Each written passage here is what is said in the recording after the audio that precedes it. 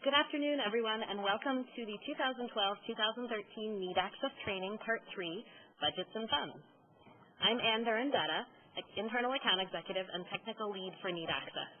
With me today as panelists, I have Jim Misty, Need Analysis Expert and our longtime Need Access Consultant, Amy Manfredi, Director of School Services and Client Management, and Teresa Lawson, Internal Account Executive.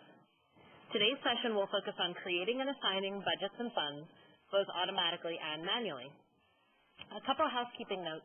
If you can go ahead and put your phones on mute now, that would be terrific. Most of your phones should have a mute button somewhere. We are also going to keep the phone line on mute here in the office. For most of the presentation, we may, at some appropriate breaking points, take it off mute and see if there are questions from the audience. However, the preferred method for submitting questions at any time will be to have you send them through the chat system, which you should be able to see in your WebEx session. When you initiate the chat, please be sure to select the recipient or the send to indicator to panelists, and that way Jim and I will be sure to get your questions and we can address them as they come through. Depending on the type of question, we may also hold it for a little bit and answer it at the end of a section, or address it by email after the session if it's a more in-depth or school-specific question. Okay, before we get started, there's a couple items I'd like to recap from last week. The user guide is now posted, so to access that, you can go to the Help tab, and we'll talk a little bit more about that in the session. I can show you exactly where that is again this week. Okay, we are in the process of posting these training webinars to the Help tab as well, so if you or someone in your office needs to go back and listen to a portion of the training session, you'll find them, again, in that Help area. Now, the other thing I wanted to mention, actually let me go ahead and share that now. I'm sharing my desktop, so you should see the Need Access School Administrator's login page. If you see underneath the password box, there's a little checkbox that says Remember Me. Every time you log into Need Access, you'll have to enter your user ID and your password. But checking this Remember Me box is what tells the computer that this, or tells our system, that this computer is your home computer. So once you check this, you'll be asked for your security question one more time, and then after that, as long as you're logging in from the same computer and the box remains checked, you will not be prompted to enter a security question every time.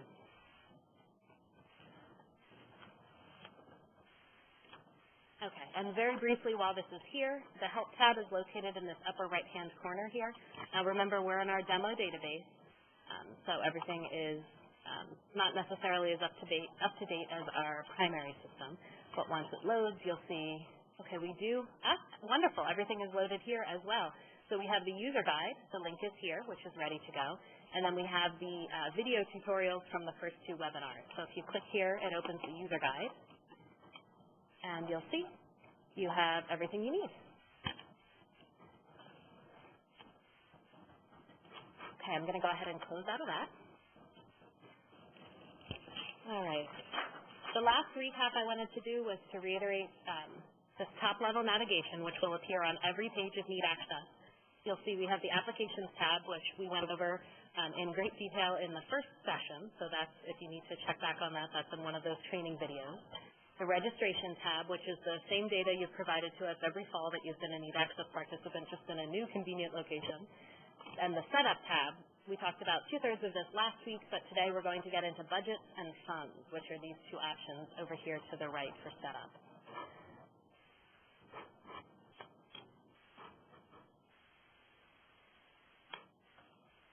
All right. So let's jump right into budgets.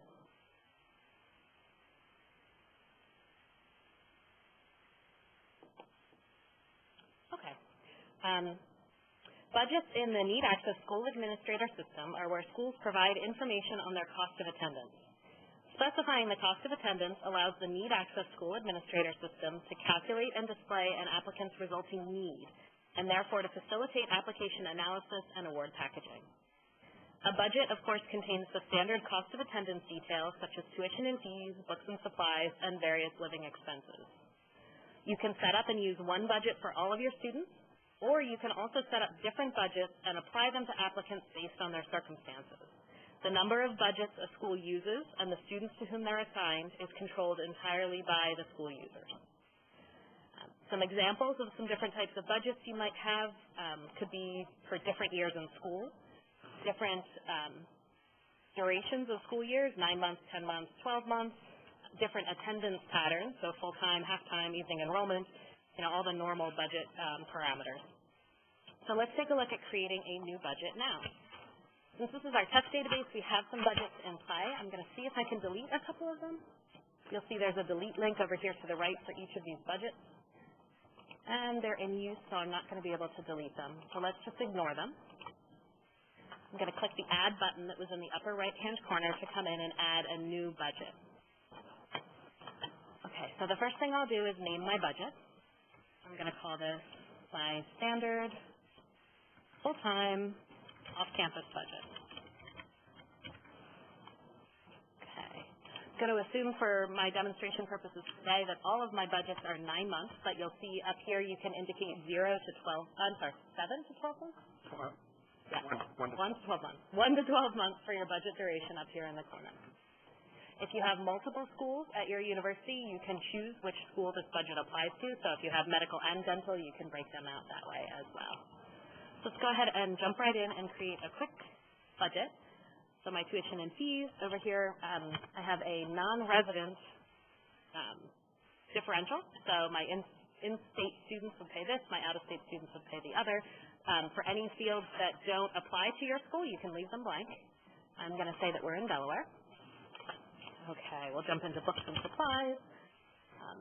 These are all just nice round numbers to get it keyed in quickly.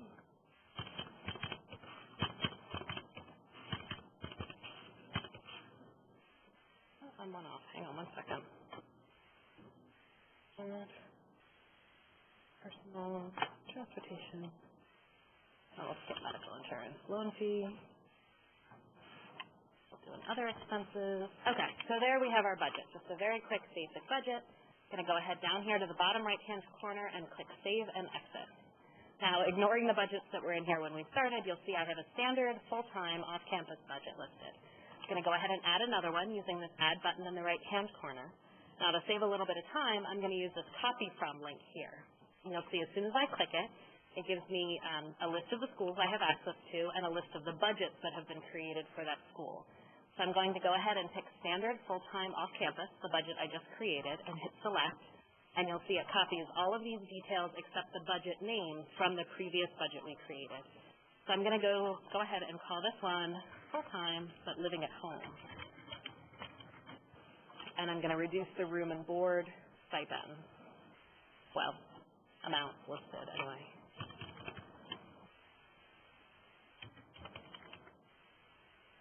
Okay, but I'm going to increase transportation. Okay, so then I can go ahead and save and exit that one. And then I have one more example budget I'd like to enter. So we'll go ahead and click this Add button in the upper right-hand corner.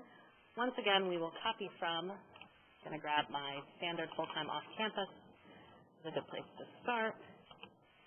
Okay, but for this one, I'm actually going to call it evening enrollment.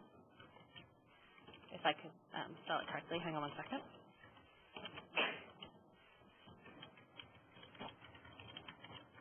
All right.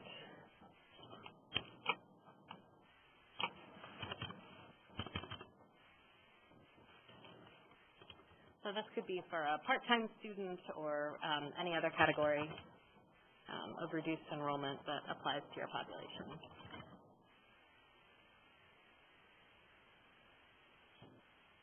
Okay. Now, before we leave the screen, I do want to take a second to talk about these budget-based analysis options that I've been skipping over. You'll see that there are 3 large blocks down here, and these allow you to modify or override portions of the need analysis calculations for applicants to whom this particular budget is assigned. So I'm going to take a quick minute and go through each one. And again, if you have any questions about them, definitely send Jim a chat message. So the first one you'll see here is our income protection allowance. This table allows you to override the standard income protection allowance provided in the need analysis calculation for a student's need access institutional methodology.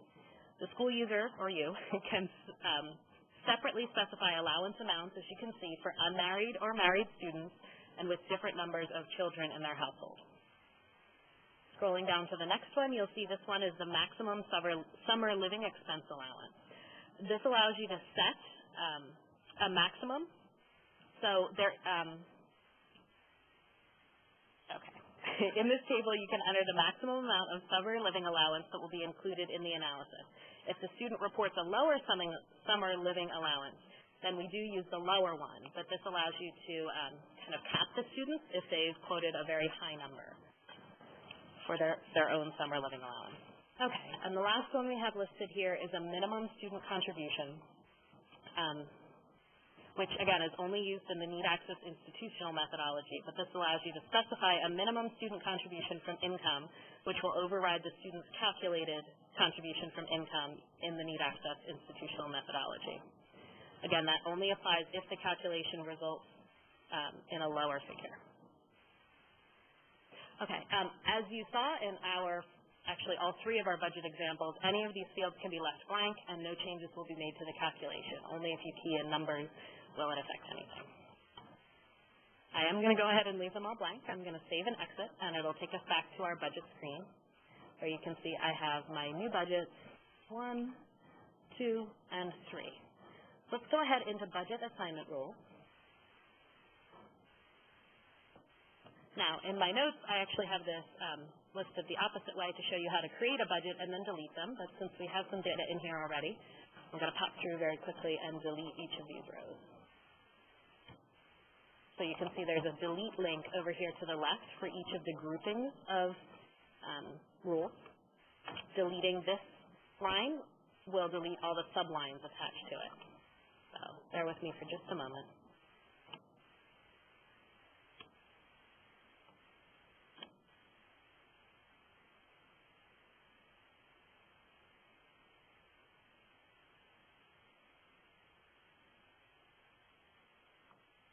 Okay, so here is how the budget assignment rules page should appear when you log into it for the first time. You'll see there's nothing listed here. Once again, you have a drop-down list of all of the schools you have access to and a drop-down list of all of the academic years that you have access to as well. So I'm going to start out. My goal here is to create a budget assignment that will take those 3 new budgets that I just created and assign them to my students according to their statuses. Okay, so the very first thing I want to do right off the bat is to click the Add Rule button, Add Rule link off to the left here to create a new line. So now that I've done that, you'll see that link switches to delete, and this drop-down list becomes active. You'll see in the Add Rule link, the drop-down list is grayed out. You have to add a rule before you can get started.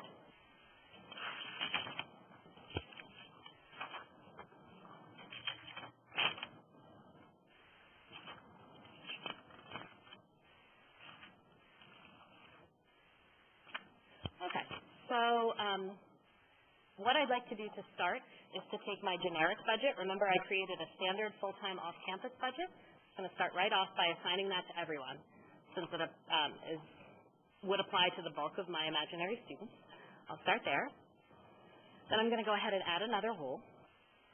And then I'm going to tell the system that if, what I'd like to do is identify all of my students who are living at home. So I'm going to open my flex field, my field picker, which gives me a list of all of the fields in the Need Access application. And what I'd like to do is identify a custom question that I have asked of the student on the application. And all the custom questions should appear at the very bottom of the list. So I'm actually just going to scroll. And there we are. Okay. So housing plans during 12-13. I'm going to go ahead and pick that question and ask for housing plans equal to living with parents. Now, see how this rule is subset underneath the rule above? I'm going to go ahead and click Add Rule to create something dependent on the line above it. So now I can say if housing plans equal living with parents, assign budget, and you'll see this drop-down list has all the budgets that I've already created ready for me, and the one that I'd like is full-time living at home. So starting from the top, what will happen is all of my students will be assigned this standard budget. but then those who are living at home will subsequently be assigned this full-time living at home budget, which will replace the first one. I'm actually going to build one more row in here. I'm going to pop back out here to the left because the next rule I want to create stands alone. It's not contingent on this prior rule. So I'll click Add Rule. I'll start out again by saying if. I'm going to click to select a field, which opens my field picker. In this case, I'm going to go up to my Flex field, and I'm looking for enrollment status. And when I select that, I'm going to say equals to, and then PT for my part-time student.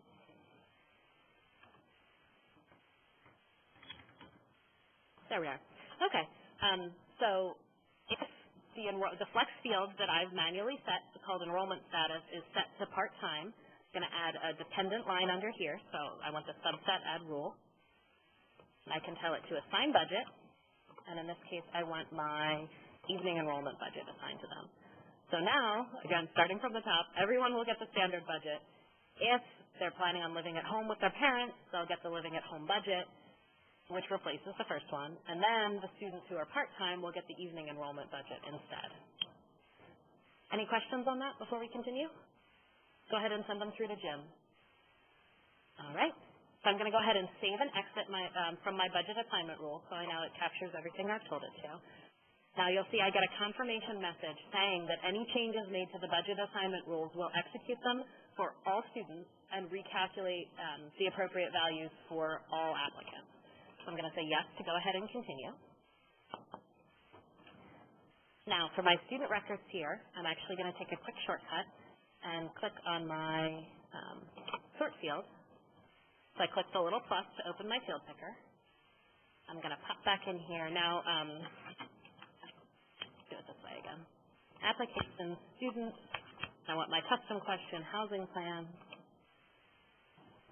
Okay, and you'll see I have off to the right the answers the imaginary students gave in the drop-down list for the question, what are your housing plans for the 2012-13 academic year? So anyone that has this option listed here with parents should now have the living at home budget assigned to them. So let's cross our fingers, and we'll hop into a sample student. And we'll head over to actually we can find out at the bottom of this page. Perfect. So we see at the bottom of Need Analysis Report, page 1, the assigned budget name is Full-Time Living at Home, so we know that functions correctly. You see it's the 9-month budget. It pulls out the pertinent pieces of data here. Now, because we've created a budget, we can then subtract the EFCs from it to give us a need, because, of course, you can't have a need in a vacuum. You have to have the cost of attendance first before it'll calculate this need line for you. So you will notice for students for whom you have not assigned a budget, this need will be 0. The EFCs will be populated, but this cost of attendance will be blank, and the need will be blank.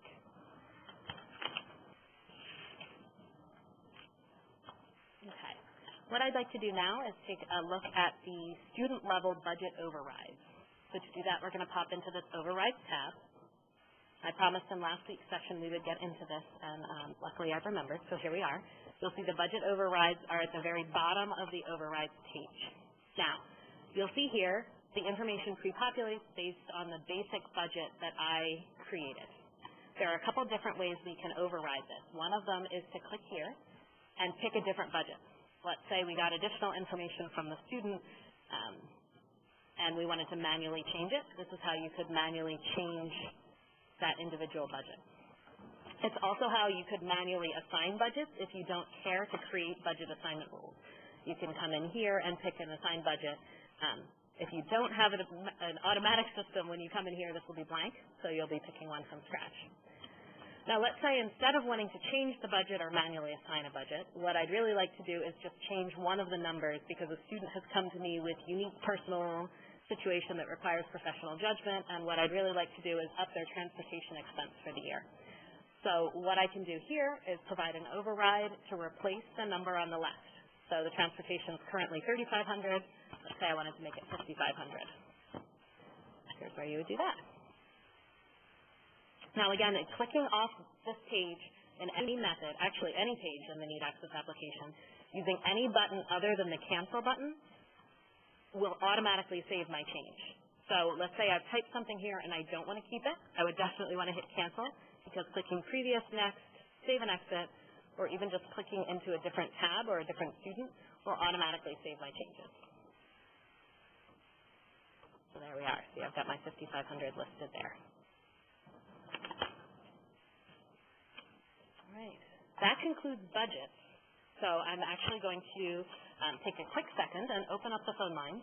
So if everybody could double check and make sure your phone on your desk is on mute first, I'll open the lines from here.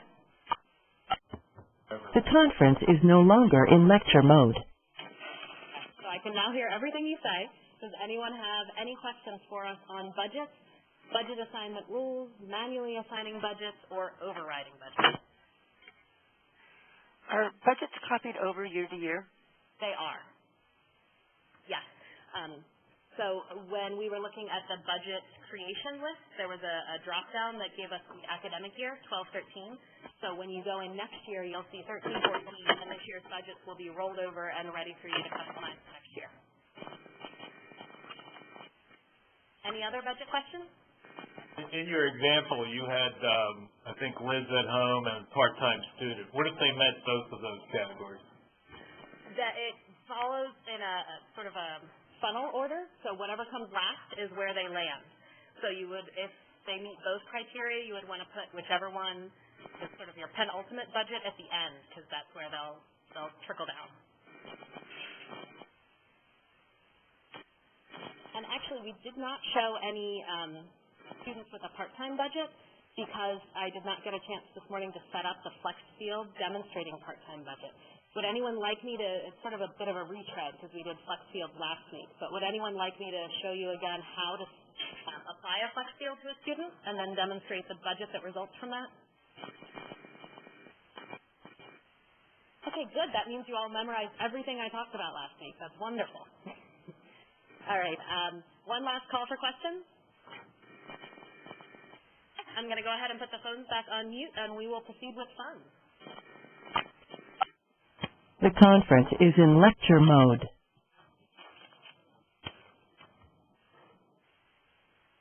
Okay, so we're going to head back to the Setup tab.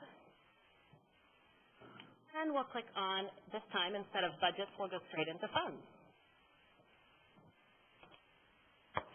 The Need Access School Administrator System provides the capability to manage a list of funds and the ability to package these funds for students either manually or automatically using packaging rules specified by the school user. The funds list for a school is developed by the school user, including details such as the total amount of the fund available to schools applicants, so a fund maximum, the minimum and maximum award available from the fund, and various other fund characteristics. The number of funds a school establishes and the students to whom they're awarded is controlled entirely by the school user. To access the funds setup, as I said, you go to Setup and then the Funds tab, and everything is located here. You'll see there are two small links in the third level navigation. We have Funds, which is the default. When you click on it, it loads there. Then we also have Funds packaging rules, which we'll get to in a minute. All right, let's start out by taking a look at one of these funds that's already set up. Here we have a direct loan that's unsubsidized. If we click into it, you'll see the basic layout of fund creation. So we have our fund name, source. You have a drop-down list. Of course, the direct loan is a federal source fund. It's a loan. We could also pick grant work or other. You'll see all three of these fields have an asterisk, which means they're required. These do not, and they are therefore not required, so you do not need to use those if you don't want to. But if you wanted to list a fund account number to help with your tracking and reporting, you could. You could also list whether the fund was controlled by, and that's up to you. You can list the Vetcher admissions group, again, a completely open field that you can use or not use as you choose. Now, down here we have several options which are linked to the prior system. Service required, stewarded. These two in the middle are, again, really more for your tracking. But need-based at the top is a functional link.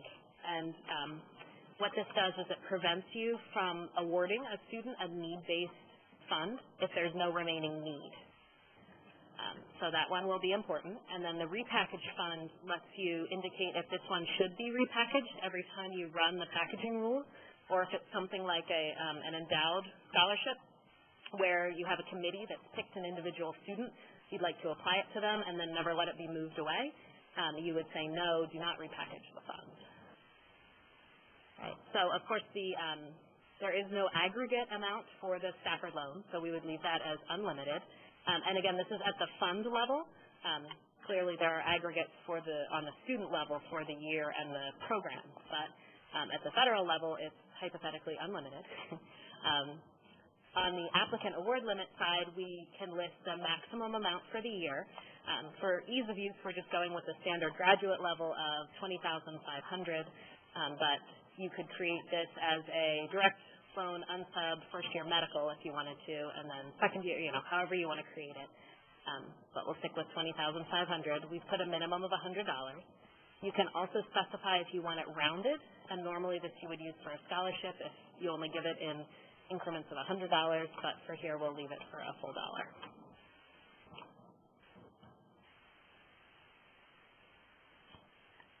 Okay, let's take a very quick look at a Grad Plus loan, just for comparative purposes.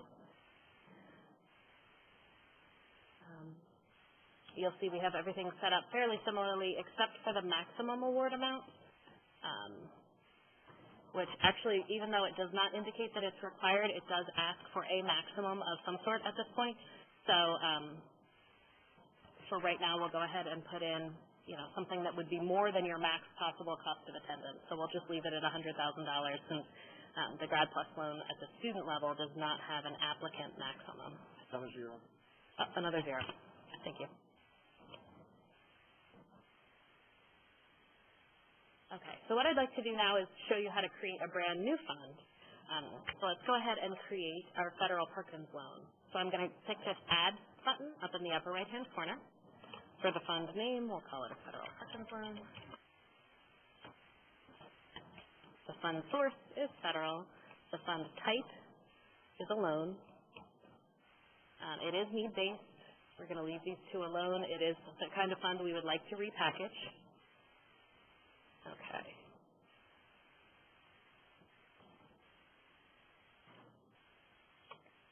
We'll start over here with the maximum per student per year at $6,000. Let's go ahead and make a minimum of $100. We'll leave it at rounded to $1. And just for an example, we'll say, let's say your university is limited to $500,000 in Perkins loans for the year. So we'll go ahead and type that in there as an example of a fund that's controlled to a certain amount. And then last but not least, let's go ahead and enter in a university grant. I'm going to click the Add button again. Now, were this funds that I'm getting ready to add very similar to the other funds that I'd listed, I could use this Copy From button also in the upper right-hand corner, and it would give me a list of all of the existing funds that I'd already created. Let's grab the Need Access Scholarship just for an example. You'll see it pulls all of the data except for the fund's name. So I'll go ahead and name that University Grant. Okay. Now, in this case, the source is institution instead of federal or state. The fund type is a grant. It is need-based. I do not want it to automatically, I'll leave it to automatically repackage. Okay, I have a maximum per year of $500,000 in that grant. And the maximum per student is $10,000.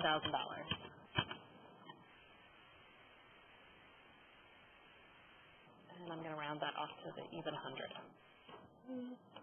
Say the even 10. Okay, so that's how you will go through, if you choose to use it, and create all of the funds that you have available to you, detail all of them out, and list them here. Now let's take a look at the funds packaging rules, which will allow us to apply these funds to students. I'm actually going to go ahead and clear the decks for us, so we're starting with a clean slate. So bear with me for just a second.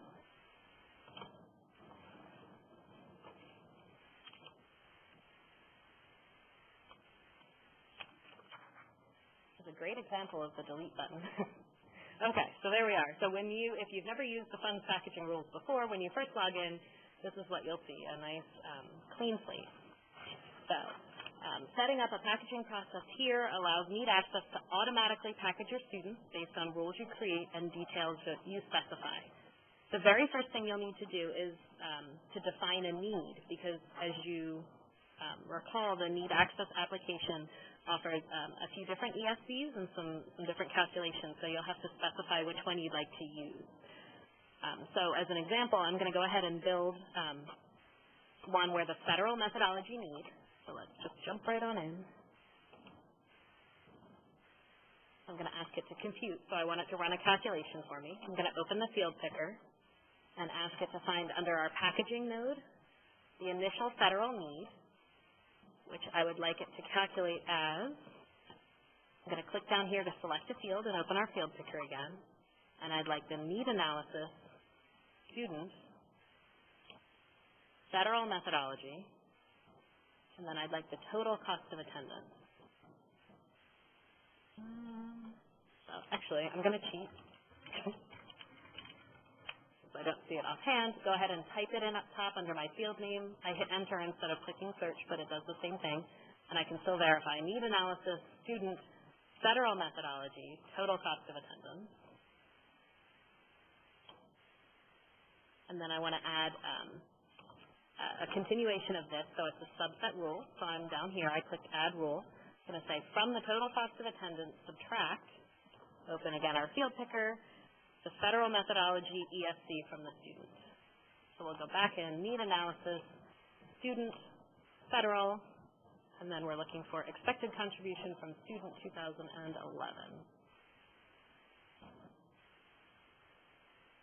From student 2011, that's the one we want. Okay, so what I've now done with this is set my initial federal need as the cost of attendance less the student ESC, which for most of our grad students would be where we want to start for a federal need. So let's go ahead now, and I'd like to repeat the process, but for our institutional need. So I'm going to start out by once again asking it to compute something. I'm going to open the field picker and go to the packaging node and pick initial need institutional. And I'd like to set that to be equal to, I'm going to click to open the field picker. Now, in this case, we want need analysis, student, and we want the need access methodology. And now we're looking once again for the total cost of attendance. So education loan, total cost of attendance.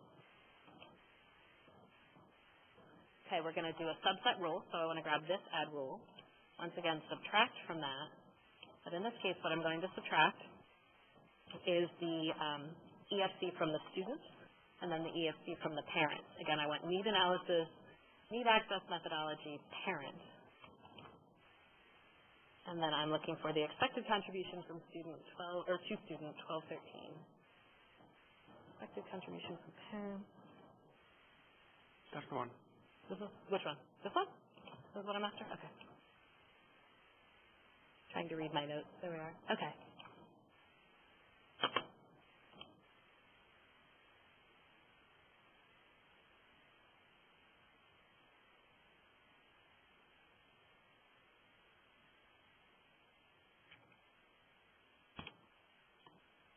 Okay, so now I'm looking for the non-custodial parent one. So I'm actually going to minimize these nodes so I don't accidentally pick them.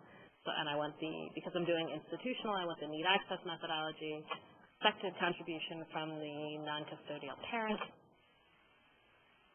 Okay, so let's see. I have the total cost of attendance less the parent's ESC, need institutional methodology, less the non-custodial parent's institutional methodology ESC. And I've forgotten the student, so let's tack him here at the end. So you'll see I created another line, so we're continuing to subtract. I'm going to click to open the field picker. We want to get back into need analysis, students, need access methodology, expected contribution from students. Okay, so now I've initialized my federal methodology as the cost of attendance less the student federal ESC calculation.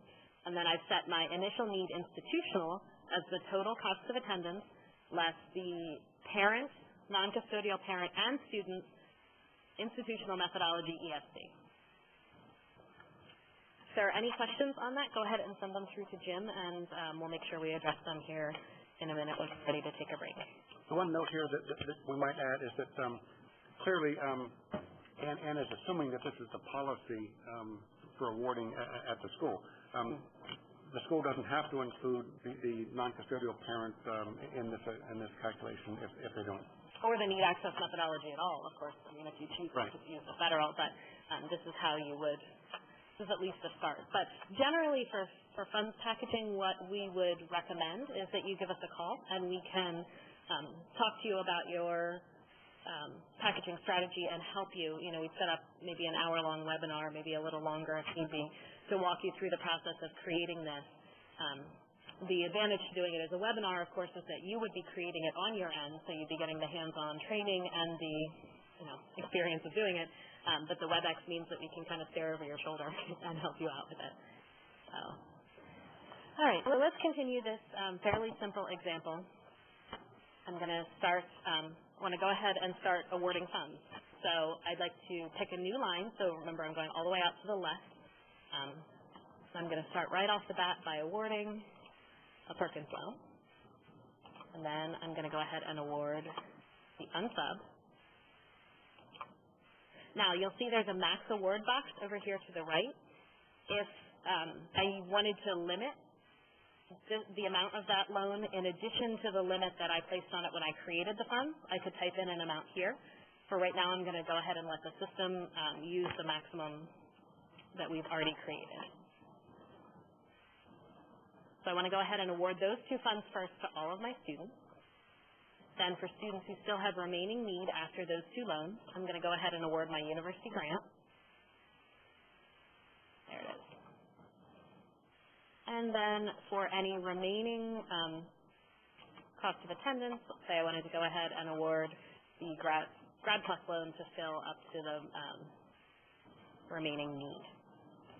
That's how I would handle that. So that's, again, a very basic awarding process, but I wanted to go ahead and show that to you. So now let's say, let's do a slightly more advanced example and say that I wanted to award the university grant only to those with an institutional need of 90% of the primary budget that I created. So what I would do there instead would be to switch this line. Instead of awarding the fund to everyone, I would say if. I'm going to click here to select my initial need institutional, so that's under my packaging node. Okay, so we have if institutional initial need is greater than, let's say 32,850, then I want to subset because I want it to be dependent on my population that met this if criteria. So then I will award fund, university grant, and I'll leave the maximum award alone and let it award the maximum that I've allowed in the fund setup.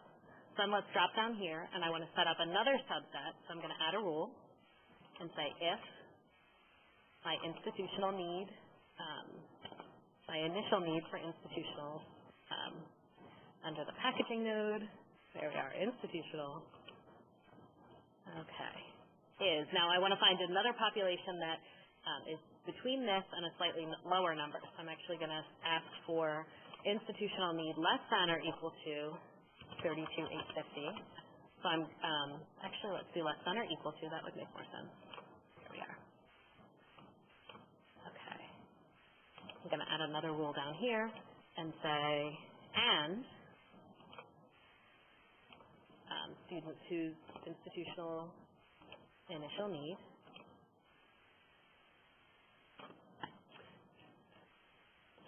is greater than, and let's say 75% of my budget. So we'll try 27,375.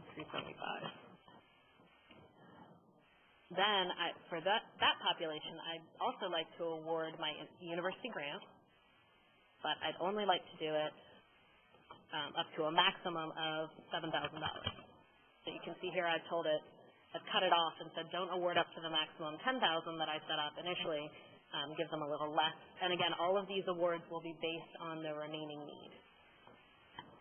And then for this population, I would then go ahead and add back in my award fund, Grad Plus loan to fill. Okay, so I'm going to go ahead and save the funds packaging that I've run, save and exit. Then it'll kick me back to the main menu. Okay, so as you can see, the funds packaging tool is very flexible and can be adjusted to accommodate whatever your packaging criteria, method, or style may be. So it really is a very powerful tool. And it does its best to guide you through the process based on the prior selections you've made. It limits you a little bit to make it less confusing. It narrows your options to the most appropriate. All right, now, in order to run packaging, remember with the budgets, when I saved them, it automatically prompted me and said, this will now be run against all of the students that you have out there. Are you sure you want to continue? You may have noticed we did not have a note like that of any kind after the packaging. Remember down here in the corner, we have our batch option functionality, and we have package applicant funds. So I'm actually going to go ahead and pick a subset of my students since I don't want to package everybody. Any search criteria you use will result in a reduced list. So in this case, I'm actually just going to intentionally pick only one student. So I reduced it down to one example. When I go ahead and click package, now because this is our test database and we've been playing around in it a little bit already, the student has actually been packaged. So I get this confirmation message saying one or more of the applicants in the list has already been packaged. Am I sure I want to repackage? My choices are yes, which will repackage everybody in the list. It's a bad example because I only have one student, but if I had 10, it would repackage all 10 of them. If I click no, it won't package anybody.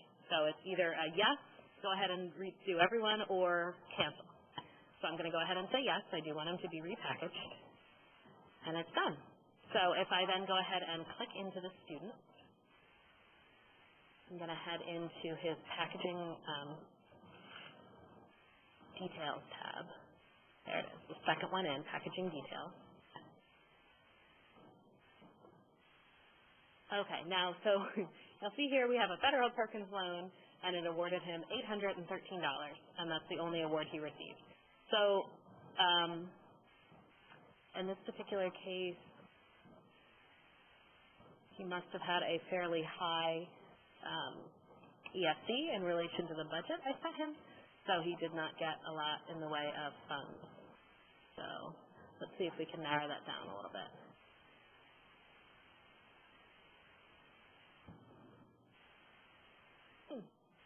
Okay, well, we'll have to take a closer look at him. It's a hiccup in my example, but that's how they work here. Let's say, in addition to that, I knew this student qualified for a separate scholarship, and I wanted to go ahead and manually add a grant or scholarship to his account. I would, under the packaging details page here, there's a link in the lower right-hand corner that says Accept and Change Applicant Awards.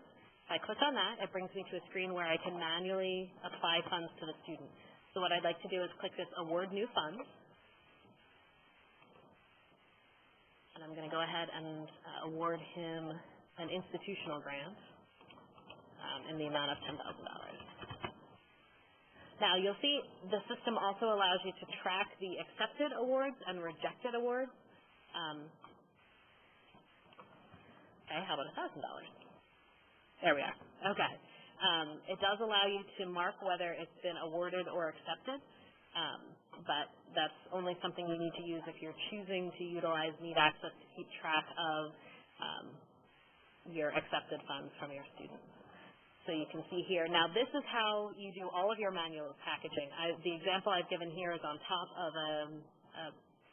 an automatically packaged student, so you can augment an automatic packaging this way, or you can just manually package all of your students this way by tacking on new funds until you're done. So let's say we wanted to give him his unsub this way as well.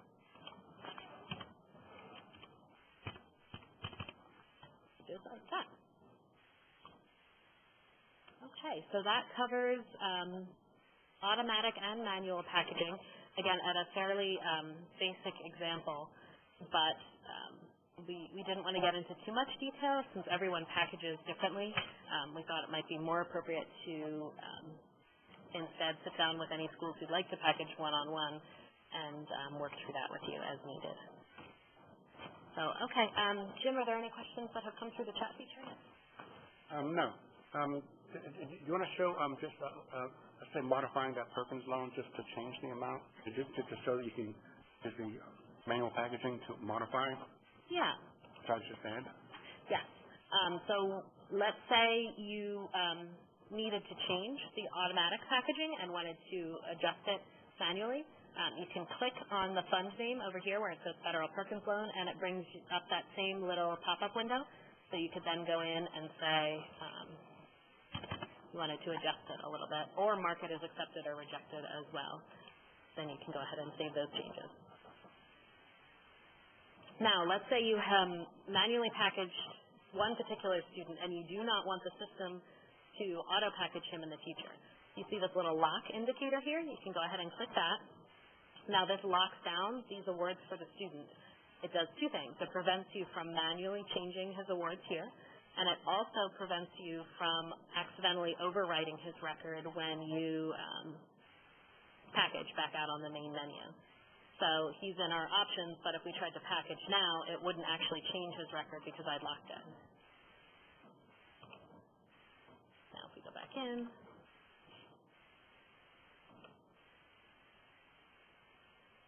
you'll see all of his awards are exactly the same, even though I just had him in the list to automatically repackage. Let's take a look at another, a different student and see if we can come up with a different answer.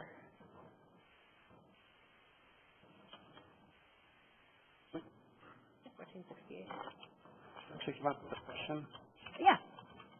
You showed the using of packaging rules in the batch form, but it's also possible to go into an individual student and invoke the packaging rules. Yeah. And there's a question about how we would do that. Okay. So I've just clicked into an individual student. I'm going to go into the packaging status summary, and you'll see there's a link in the upper right-hand corner here that says package applicant. So I can go ahead and click that. Because this is our muddy test database, he does already have packaged funds, so I'll hit yes, but I'd like to repackage him. And as I scroll down, actually, sorry, let's pop over to the packaging details page. Okay. Oh, great. So we'll see here that this student did receive the full Perkins loan amount that I said of $6,000, and then he was given an additional $20,110 in direct loan. So it cut off the last $400 or so and didn't award him anything else because by the time he got here, his need had been filled based on how I chose to set the initial need. And again, just to recap, as you go into an individual student, you can go into the packaging status summary, and there's a package applicant link here that allows you to do just this student.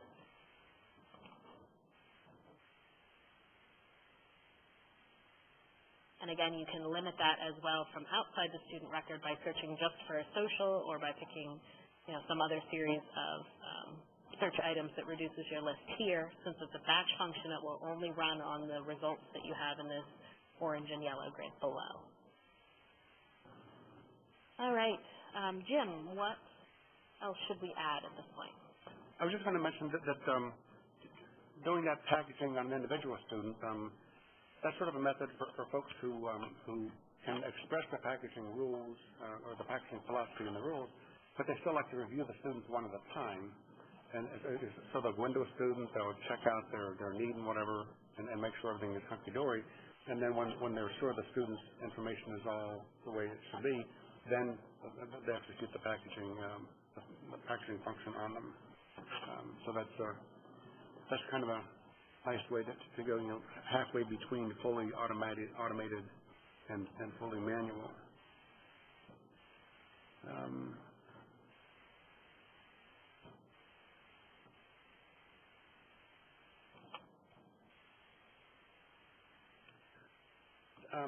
Do you want to go back to the rules? Show the rules just for a second. Packaging rules? Yeah. Okay, so I'm going to go back into setup and then funds, and then I want this funds packaging rules list in the third level.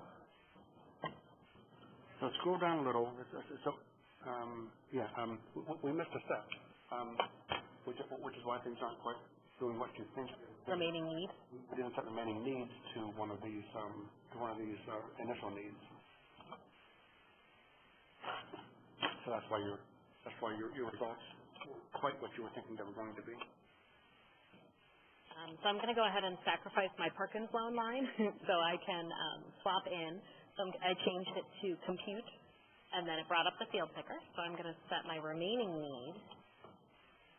Now, since the next thing I'll be packaging here is the unsub, what I'd like to set my remaining need to is the initial need federal that I'd set up at the beginning. So I'll go back to packaging, initial need federal, and set that. Okay, so what that does is it allows the calculation to then run. The remaining need being initialized then says, okay, so I've got the remaining need. I'm going to subtract everything that's awarded after that, and that happens automatically as the system awards. So we skipped that step when we set this up. So now, let's say we awarded our direct loan.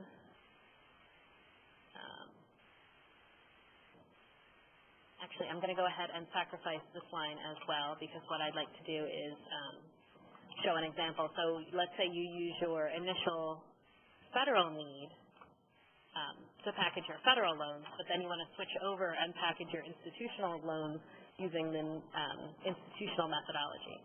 So what we might do is set remaining need as federal, and then we could drop down here and set your remaining need back to the institutional. So we'll go back into packaging, we'll pick remaining need, and then we'll open the field picker again and pick initial need institutional. Oops. Packaging, institutional. Okay, so now what we've done is, again, just switched from federal remaining need to institutional remaining need before beginning to award our institutional grant. Obviously, the Grad Plus loan would have had to go up here. Something you may have noticed in all of my clicking around is that you can add new sublines at any time, and you can add to the bottom. But it is a little harder to insert lines. Actually, it's not possible to insert lines up higher. So you would have to pick the point where you need to insert a line and then rework everyone to push them down.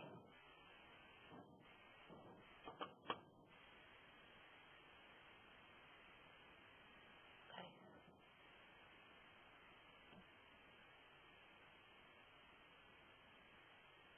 And just to reemphasize what you're saying there, is that when we set that remaining need, that is at the beginning of the packaging, automatic packaging process, that's the amount of money that the system looks at when deciding for the first award whether to award it or not. So let's say that first award was going to be the Perkins Award. And so first it makes sure that there is some need that the student has. And then if there is need, then it will award up to that $6,000 that we had shown there for the Perkins loan.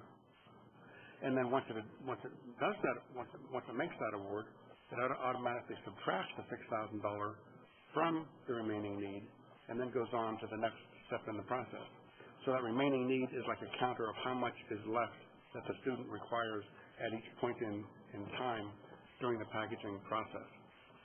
And then that reset between the federal and the institutional need, that's a subtle thing that has to happen there, and that's the kind of thing where it's probably helpful your first time through, at least, if you contact Anne and have her help you walk through that first round of setting up packaging rules, because it gets a little tricky. I mean, there's a good example of the packaging rules in the user guide that you can get to from the help page. So that might also help you. But it's probably a good idea the first time through to just get to do that with somebody's assistance from here. And then later on, we've had a number of schools over the years who have used the packaging rules. And what happens is we have generally helped them get started the first year, but then after that, they can go in and update those rules and such manually themselves year after year to fit new policies or minor changes that they need to make. So if you wanted to take a look, the funds packaging rules example is listed here in the middle of this funds block underneath the setup tab menu in the user guide.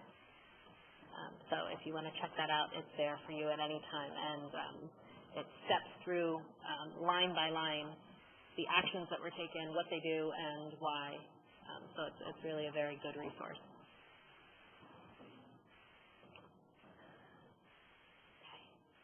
I think we're going to go ahead and check. Are there any questions that have been sent through the chat feature? Okay, so I'm going to go ahead and open up the phone lines, and we'll ask for any questions on funds and fund packaging. The conference is no longer in lecture mode. Okay, so I can now hear everything you say. Does anyone have any questions on funds or funds packaging?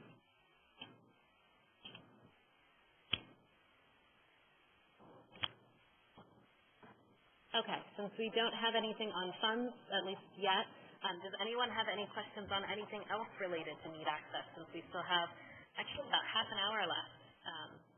Be happy to answer any questions you have. You can either type them through to Jim or ask them now.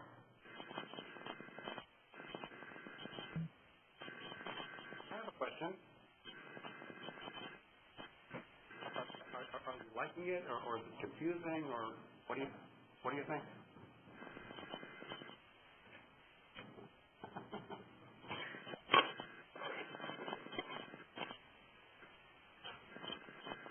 Don't forget, if your phones are on mute, we can't hear you either. Okay. Well, if you think of anything, you can go ahead and send it through to Jim, or feel free to interrupt me. But it sounds like everyone is in pretty good shape at this point. So we'll go ahead and say thank you so much for sharing your Valentine's Day afternoon with us. We were very glad to have you here for our last training webinar. If you have any questions at any time, please feel free to send them through to us. The best way to reach us by email is the Need Access Support mailbox. And I've actually switched over to the WebEx, so you should be able to see.